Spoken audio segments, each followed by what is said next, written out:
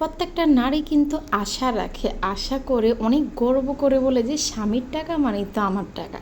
আসলে কয়টা মেয়ের কপালে জুটে যে স্বামীর টাকাই তার টাকা, নিজের ইনকাম না থাকলে কোনো কিচ্ছুই। হ্যালো এভরিওয়ান, আসসালামু আলাইকুম। কেমন আছেন সবাই? আশা রাখছি আল্লাহর অশেষ রহমতে সবাই অনেক বেশি ভালো আছেন এবং সুস্থ আছেন।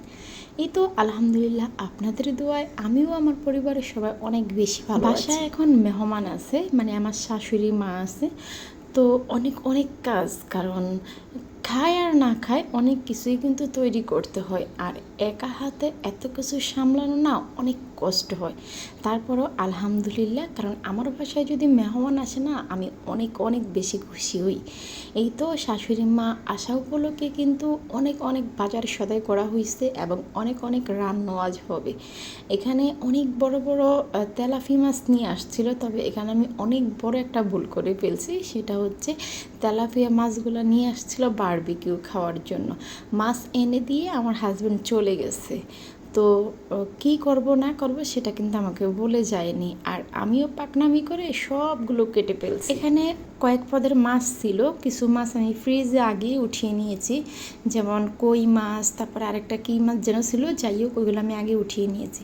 তারপরে শুধু তেলাপিয়া মাছটা কাটা ছাড়া নিয়ে আসছিল, কারণ এটা বারবিকিউ খাবে, আমার মতো করে আমি কাটবো তাই নিয়ে আসছিল, কিন্তু আমি ভুলবশত মানে সবগুলো মাছ রেগুলার ফ্রিজ করে নিয়েছি। তারপরে এখানে আমি গরুর মাংস রান্না করব, মুরগির মাংস রান্না করব, তো সব কিছু আমি এখানে গুছিয়ে নিচ্ছি। আর বারান্দায় বসে বসে রোদের মধ্যে কাজ করতে না আমার অনেক বেশি ভালো লাগে, যতই গরম হোক আর যতই কিছু হোক। এখানে আমি গরুর মাংসটা হাতে মাখিয়ে সম্পূর্ণ যত মশলাপাতি থাকে সব কিছু দিয়ে, তারপর হচ্ছে কাঁচা পেঁয়াজ, তারপর হচ্ছে টমেটো, সয়া সস, সরিষার তেল সব কিছু দিয়ে মাখিয়ে একটা সাইড করে রেখে দিয়েছি। দেন চলে আসলাম মুরগির মাংসতে। মুরগির মাংসটা চিকেন করব, তো আগে থেকে ম্যারিনেট করে রেখে দিচ্ছি ভালোভাবে, যেন মশলাটা ভিতর পর্যন্ত চলে যায়, তাই আগে থেকেই ম্যারিনেট করে রেখেছি। তারপরে মাংসটা আমি চুলার মধ্যে বসিয়ে দিয়েছি, তার মধ্যে কিন্তু কারেন্ট চলে গেছে। তো মাংসটা আমার অলরেডি রান্না হয়ে গেছে, দেখেন মাশাল্লাহ কালারটা যত বেশি সুন্দর হয়েছে, খেতেও কিন্তু তত বেশি স্বাদ হয়েছে। কিন্তু ঝোলটা আমি আরও একটু কমিয়েছিলাম, পরে ওটা দেখানো হয়নি।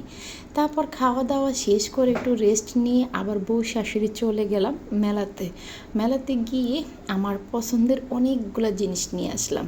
আসলে নারী কিসে আটকায় আমি জানি না ভাই, আমি আটকাই কিন্তু এগুলাতে।